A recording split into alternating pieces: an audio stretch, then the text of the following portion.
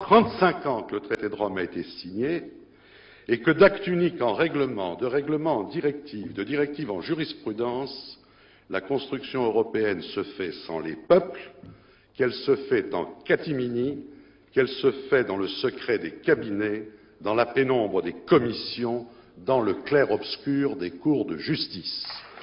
Voilà 35 ans que toute une oligarchie d'experts, de juges, de fonctionnaires, de gouvernants prend au nom des peuples, sans en avoir reçu mandat, des décisions dont une formidable conspiration du silence dissimule les enjeux et minimise les conséquences.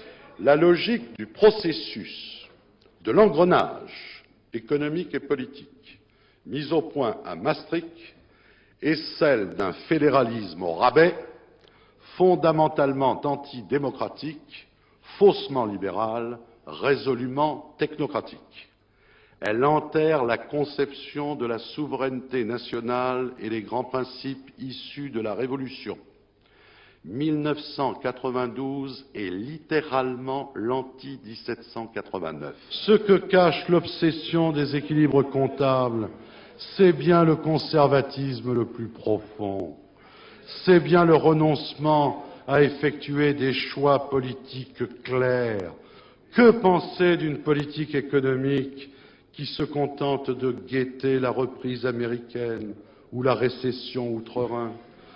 D'autant qu'à force de vouloir faire cette intégration à tout prix, on va finir par faire l'Europe allemande plutôt que de ne pas faire l'Europe du tout, ce qui serait un comble. Enfin, et je souhaite insister sur ce point, la normalisation de la politique économique française implique, à très court terme, la révision à la baisse de notre système de protection sociale, qui va rapidement se révéler un obstacle rédhibitoire, tant pour l'harmonisation que pour la fameuse convergence des économies.